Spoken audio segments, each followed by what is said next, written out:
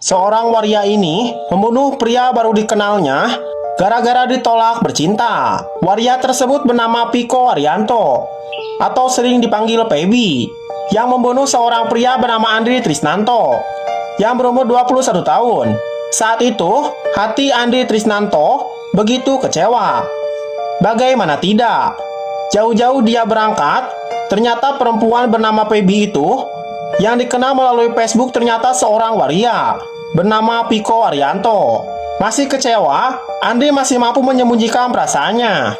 Buktinya ia masih bersedia diajak ke salon tempat usaha Piko.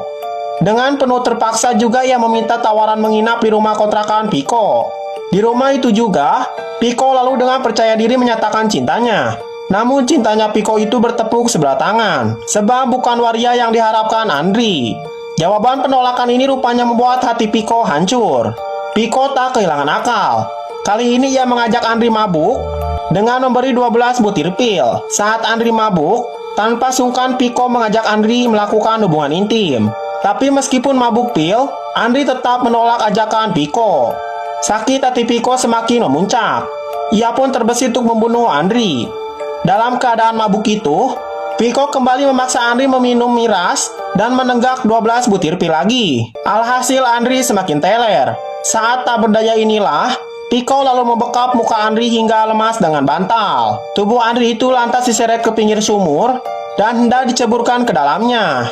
Sebelum memasukkan ke dalam sumur, Piko mengikat tubuh Andri dengan seutas tali yang dikaitkan dengan 6 genteng rumah. Tujuannya agar benda itu jadi pemberat dan Andri tewas tenggelam dalam sumur. Tubuh Andri kemudian diceburkan. Piko kemudian menutup sumur dengan anyaman bambu. Usai membunuh, Piko lalu menjual motor milik Andri ke tetangganya senilai 1,5 juta. Usai membunuh dan menjual motor Andri, Piko tak langsung kabur tapi masih tetap tinggal di rumah kontrakan tersebut. Baru setelah sekitar 2 bulan, ia lalu kabur. Pada hari Jumat tanggal 22 September tahun 2017, pemilik kontrakan bernama Aisyah datang ke rumah kontrakan. Kedatangannya bermaksud ingin membersihkan rumah kontrakan dan hendak menagih sewa yang belum juga dibayarkan Piko. Namun di rumah itu ia sudah tak mendapati Piko. Sebaliknya ia curiga saat bersih-bersih mencium bau menyengat dari dalam sumur. Ia kemudian melaporkan temuan itu ke warga setempat. Setelah dicek, tampak dari atas pakaian orang mengambang. Temuan itu langsung dilaporkan ke kantor polisi. Tak lama sejumlah petugas dan tim datang ke lokasi. Dari dalam sumur itu, petugas dan warga kemudian mengeluarkan kerangka manusia.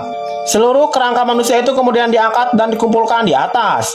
Polisi menduga kerangka tersebut korban pembunuhan.